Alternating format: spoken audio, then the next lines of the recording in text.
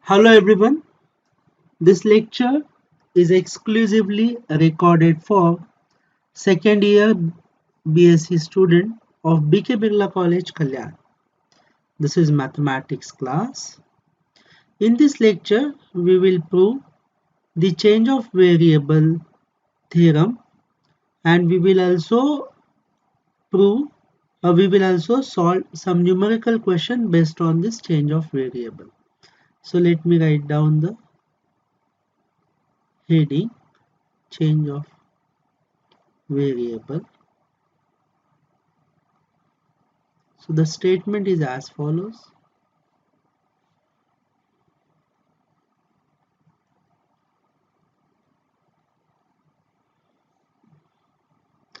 Let small g is function from close interval a comma b to r be a differentiable function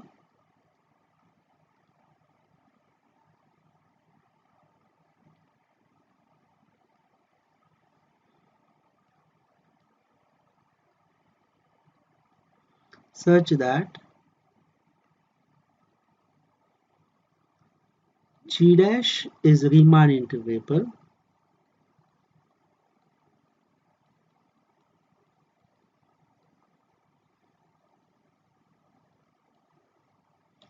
on close interval a comma b. Let f be a continuous function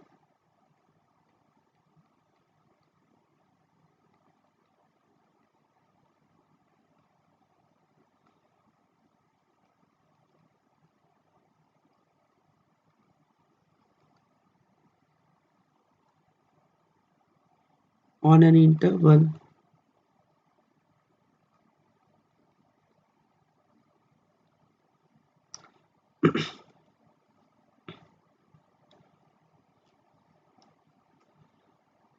capital I containing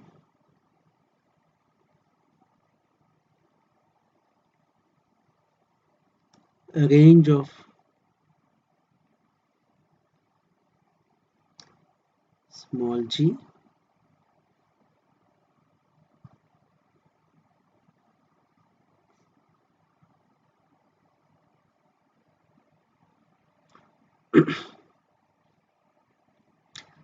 then the integration from a to b f composed with g into g dash is equal to integration g of a to g of b f. Let's do this.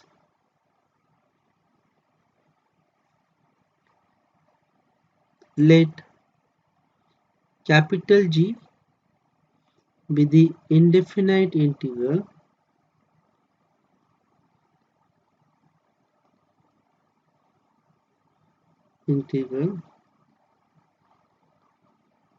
of f defined on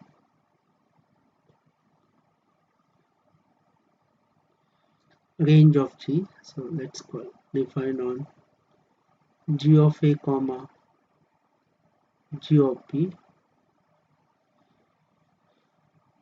So therefore my g of x will look like integration g of a to x.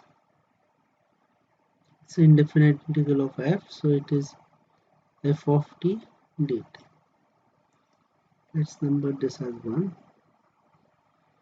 Now it is clearly mentioned that my f is continuous on an interval I containing the range of g, so which is an bounded interval. So clearly f is continuous on range of g, that is g of a comma g of b. So if this function is continuous, then by first fundamental theorem of integral calculus, the function g, capital G, will be differentiable. So by first fundamental theorem of integral calculus, capital G is continuous. So capital G is differentiable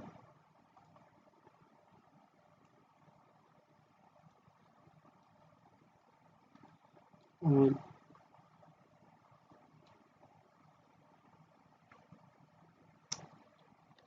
g of a comma g of b. That is capital G dash x is equal to f of x for all x belongs to g of a comma g of b. Let's number this as number 2. Now we will define a function h from closed interval a comma b to r as h is equal to FOG, not FOG, capital G O small g. Now is this composition possible? So it's let's see, let's check. First apply G, this means first apply G and then apply capital G. So small g is a function from a comma b to r, that's G, and then capital G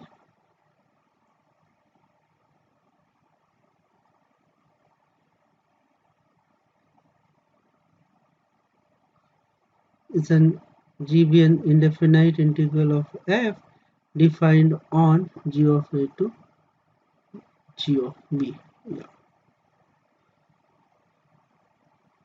So capital G be the indefinite integral of f defined on, yeah, so domain for capital G is g of a comma g of b. Okay, so you can see that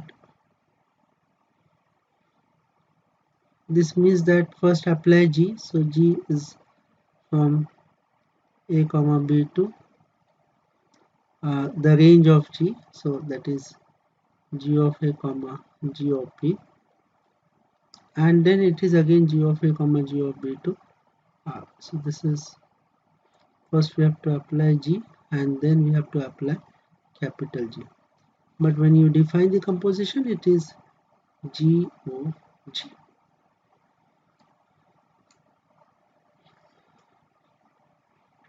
It is also we also know that capital G is differentiable. Also it is mentioned that my small g is differentiable, so composition of two differentiable function is differentiable.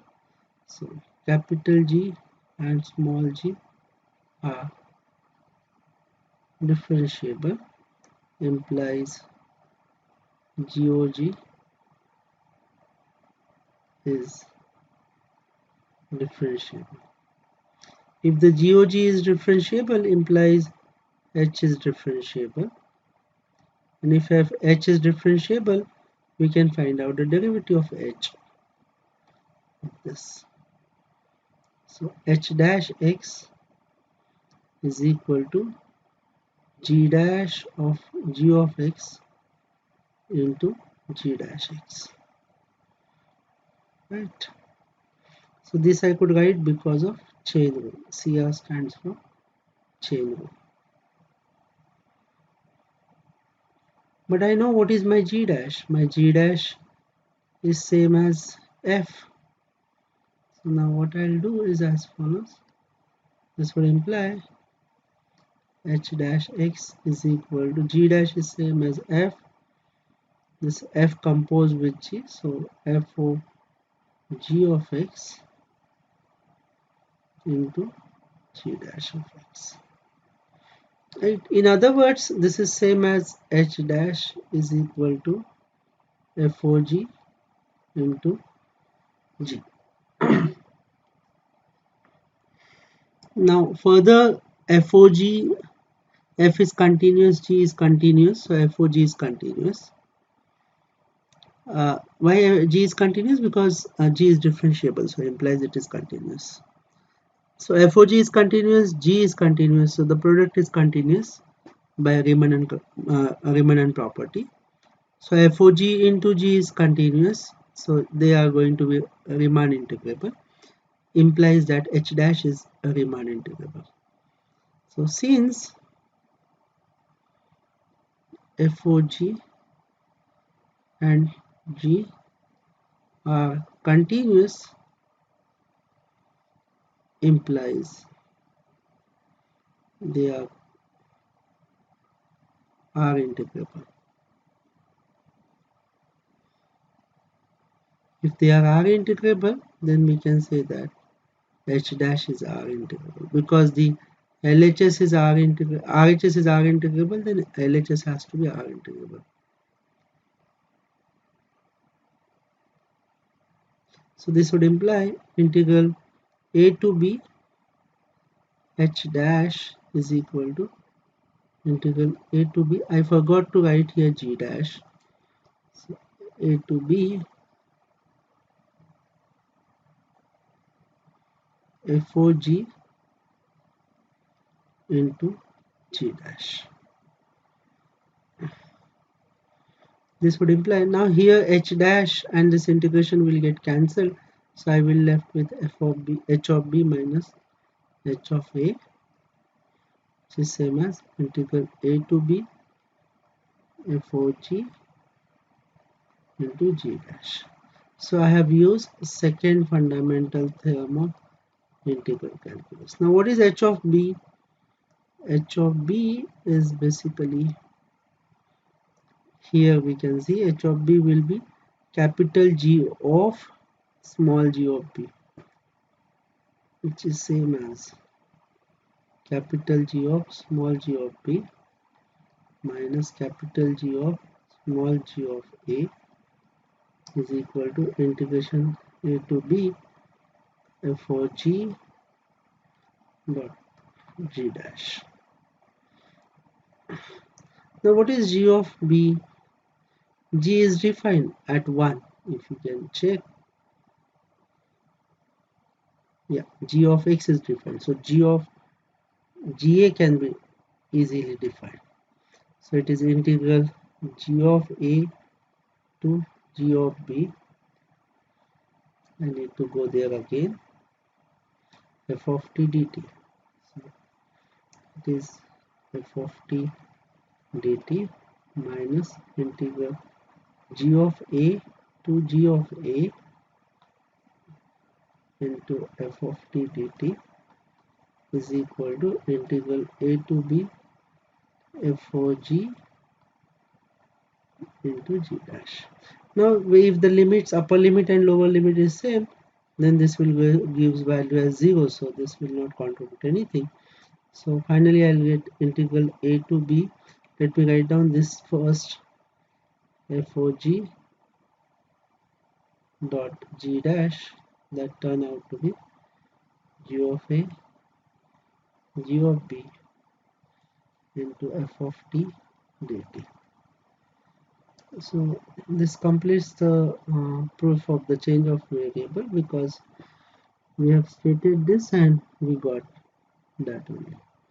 So I'll take one small example and then we can explore this theorem by solving many examples. So for examples, evaluate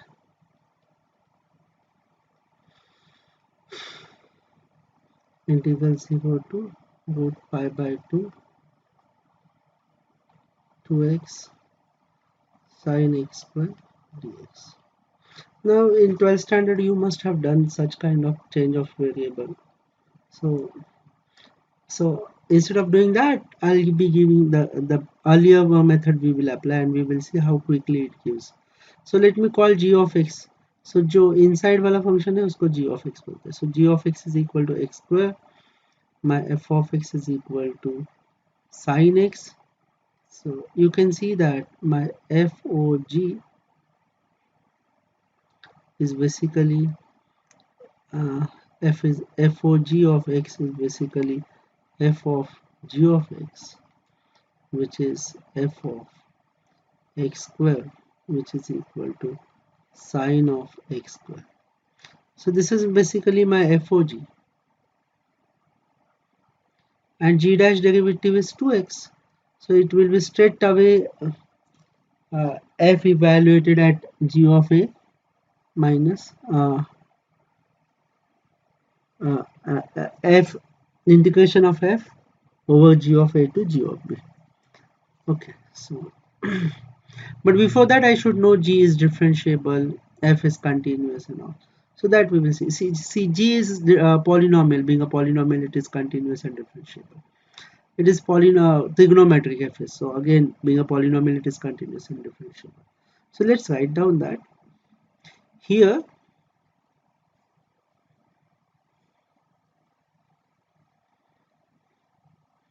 g is differentiable on, I should use open interval under root of root pi by 2, and g dash is 2x, which is again a polynomial, is differentiable, is continuous, and hence are integrable.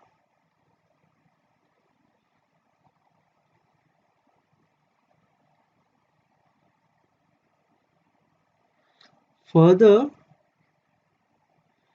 the range of g, that is g of 0 comma root pi by 2, is g of a upon g of b.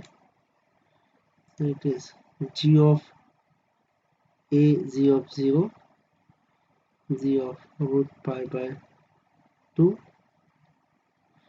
g of 0 is 0, and g of root pi by 2 is pi by 2, because g of x is x squared.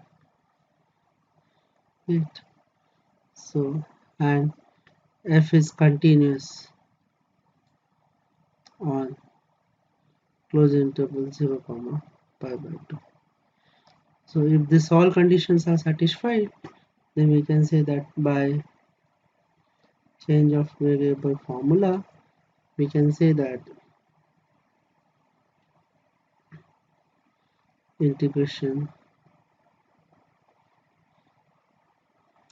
0 to root pi by 2, 2x sine of x square dx. This is basically g of a. So g of a means g of 0, g of 0 is 0, g of b, that is pi by 2. So 2x, this is basically FOG, and this is g dash. So g dash FOG is basically, again we only write f. So f here is my sin x dx. So sin x integration is cos x, it is minus cos x 0 to pi by 2, and cos pi by 2 is 0, minus 0 minus cos 0 is 1. So we can see that this integration is straight away 1. With the help of change of variable formula, we have shown that the integral is 1. So on the same line, we can solve one more problem, and that I will give you as a homework problem. So you can try at home. Evaluate integral 0 to 1 x e raised to x square dx. Yeah, you can take t e raised to t square, that is one and the same only. So, and the answer to this is e minus 1 upon 2. Thank you for attending the lecture.